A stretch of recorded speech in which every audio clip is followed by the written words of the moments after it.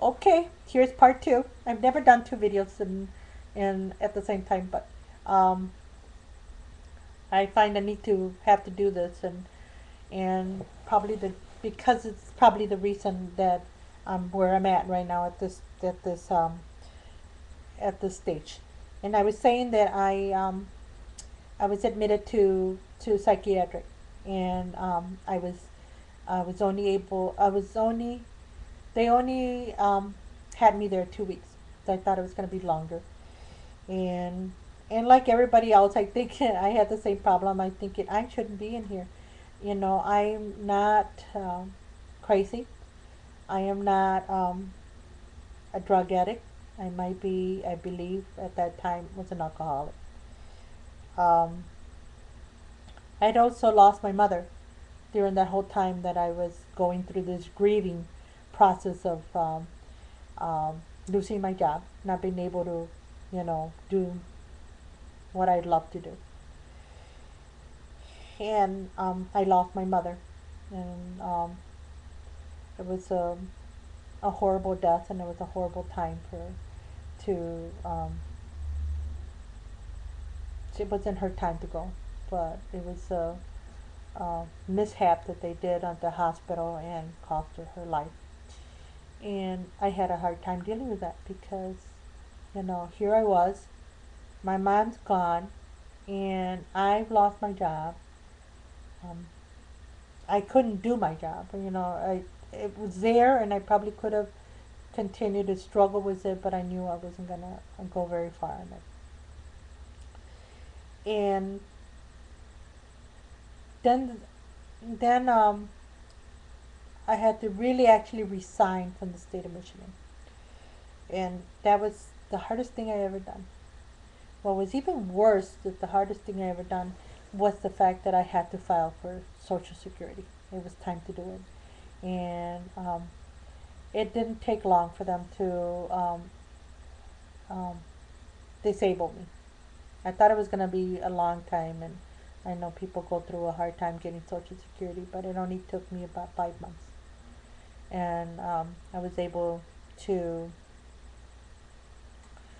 be able to collect Social Security and collect my pension through the state, and my disability um,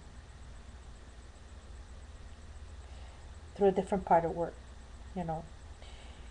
And I wasn't happy with that. I had my Social Security letter saying that I was eligible for Social Security and in Medicare, um, and I cried and did a whole, I was just so unhappy.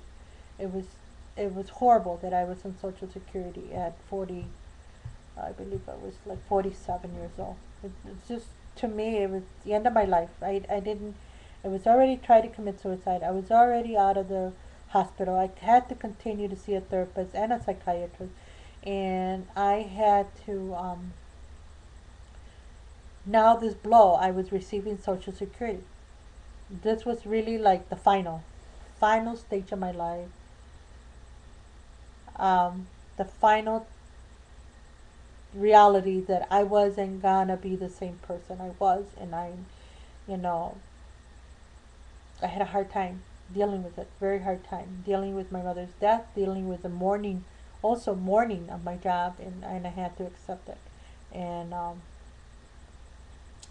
I had a wonderful therapist that told me, you lost your job, you lost your mother, but you didn't lose your life.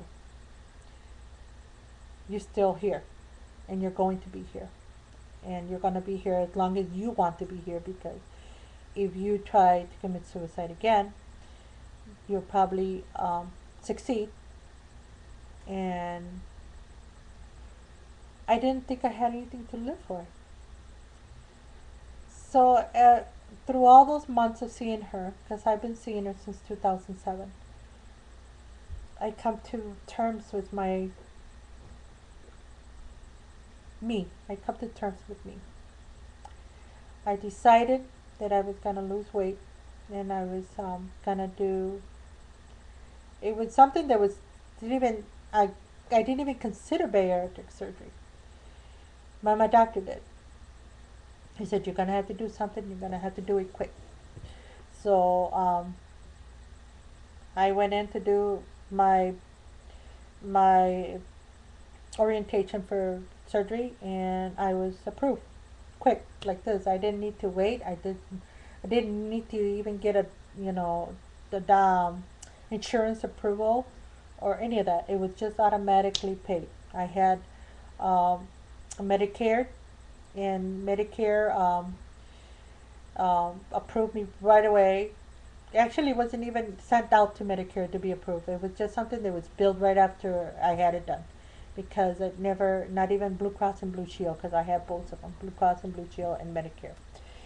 Um, so I didn't have a problem at all, and I said, well, okay, I did this now, and now it's time for you to change your life and be a better person, because you're going to be here for a long time.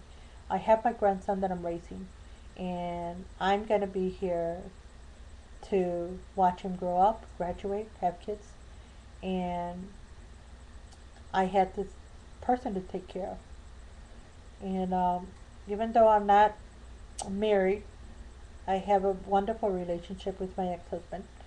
And actually, I had divorced him just before I had my stroke. And he stayed on and he helped me. And we used to have so much problem because we got married in 1995. We don't have any kids together. He's never had any kids, but he still kind of stayed on with me. And I have kids in my first marriage, and um, they he stayed on and took care of me. When I pause like that, that's some of my side effects from my stroke. I have aphasia, and sometimes, I'm be thinking something up here, but I'm having a hard time finding the words to get it out. So I'm glad that if you guys, some of you watch my videos, that you probably noticed that. But he stayed on, and he is still on, you know. And all this time, he's given me such a hard time about my weight, um, in drinking and all that. He was doing it because he cared for me, and I was taking it as a criticism. And I divorced him. I divorced him because I couldn't take the criticism anymore. I didn't want to be told that I had a problem, and I didn't want to be told that I was still here for a reason. I didn't care. I absolutely was not happy with my life, and he made sure that he told me that I was what I was doing, and I hated it, and uh, I divorced him. But now I've come to realize that he was doing it for a reason. He was doing it because he cared. He might have been doing it in not the nicest way, but um, there wasn't any nice way to tell me you're screwing your life, and you already had one stroke, you had the other one, and you're digging a hole to be buried in. So after a lot of therapy and a lot of, soul searching, I come to the realization that I had a problem, and it wasn't going to go away, and but I could fix it. I could do something about it. I could fix it, or I could sit here and I could easily die, because that's where I was heading for. I was obese, and I was in very bad health, um, and I was eventually probably not going to be here. I don't think I would have been here any longer, any much longer and stuff, and I knew it. So that's why I chose bariatric surgery, because it was something that was going to keep me going, and something that I could work for, and I was working for my health. Now I was doing it for me. I was doing it not because somebody else said I was obese, and not because somebody else said I could no longer work and my brain was not where it should be. But nothing changed. And on the outside, I'm still Becky, and I'm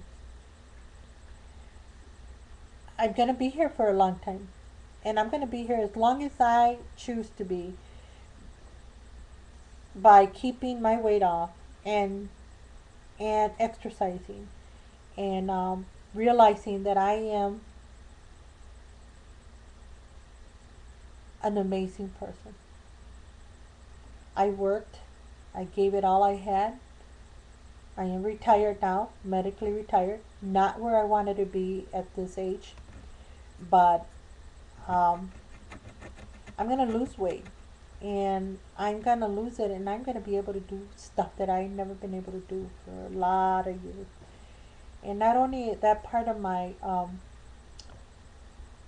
that part of that area is going to come back, but also I might not be able to think and like some people do, but I can feel just as much as anybody else.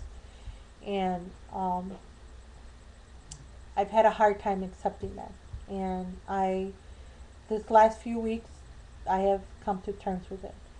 And I'm going to go see my therapist, and I think she's going to be very happy at my attitude. I've always been, I've always been a happy person though. I've never really actually, even though I was hurting inside and I was dying inside, I never let people know that it was hurting. Only my doctor has seen that a few times where I've gone into his office, I literally cried. I literally cried because I couldn't get out the information that I wanted him to get out. To get out. I was thinking it, but it wasn't coming out, and that frustrated me so bad, and it still does. But when it frustrates me now, I think it frustrates the people that really don't know what I've been through. And when they do, you know, they slow down, and now they're at my rate. They slow down, and I can understand them. They can understand me, and I'm on the right path. I hope this kind of helps anybody that's had problems, um, with their weight loss. They've had problems, but they also had some mental issues that they had to deal with.